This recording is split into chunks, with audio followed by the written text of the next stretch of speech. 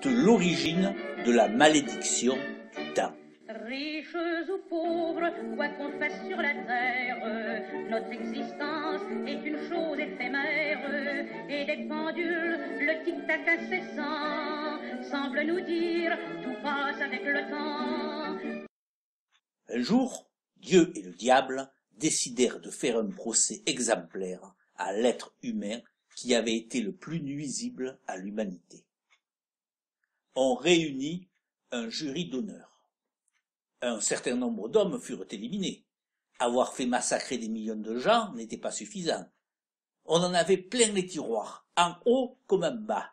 Des « tuez-les tous, leurs dieux les accueilleront, ma race est supérieure, mon idéologie est la vérité, etc. » On chercha alors, parmi les grands savants, les grands inventeurs, ceux grâce auxquels l'humanité avait réalisé les grands progrès qui l'avaient conduit à l'étape actuelle. On repartit dans l'histoire. Ainsi, les joyeux lurons qui avaient participé au développement de l'arme atomique et divers autres joujoux exterminateurs ou vecteurs d'abrutissement de masse furent un moment retenus puis mis de côté, comme un certain Oppenheimer, Gutenberg et Marconi. On remonta encore plus dans le temps, jusqu'à l'Antiquité. Et là, parmi les vieux et les jeunes savants philosophes, on cerna le coupable. Mais ils furent alors plusieurs à revendiquer la paternité du concept, sans parler de ceux qui étaient prêts à tous les aveux pour être nommés l'être le plus nuisible de l'histoire de l'humanité, ce qui leur permettait de sortir de l'anonymat. Il fallait tirer les faits au clair. Certains alléguèrent que c'était par curiosité pour se créer des repères afin d'observer les astres. D'autres que c'était pour mieux observer les cycles de la nature, et un dernier pour vider sa baignoire après avoir pris son bain, un certain Archimède. On isola ceux qui avaient pris des mesures actives, qui avaient créé des engins et des systèmes destinés à prouver, reproduire et diffuser leurs théories. Mais les docteurs de la grande théologie du cosmos, archanges et serviteurs de Lucifer, n'étaient pas satisfaits.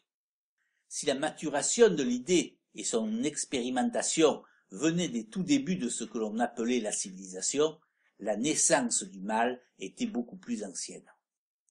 La difficulté était que pour juger les âmes du paléolithique ou du néolithique, c'est-à-dire avant la création d'une écriture, il était difficile de s'appuyer sur des preuves écrites, voire suggérées par des gravures primitives.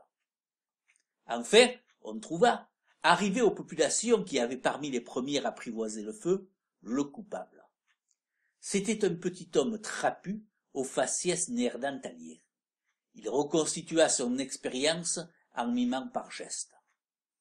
Il imita avec ses mains et en criant un oiseau de mer. Fit celui qui ramassait un œuf, puis allumait un feu. Il posa l'œuf entre deux pierres à proximité du feu, puis prit une poignée de sable qu'il laissa doucement s'écouler de sa main refermée. Il montra sa main vide, puis se précipita récupérer l'œuf entre les deux cailloux.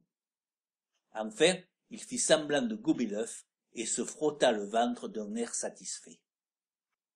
On tenait le vrai coupable, le premier être humain qui avait eu l'idée de mesurer le temps, celui à l'origine de toute la malédiction qui avait frappé le genre humain, celui qui avait conduit à la terrible sentence « Je suis pressé, je n'ai pas le temps » jusqu'à « Time is money ».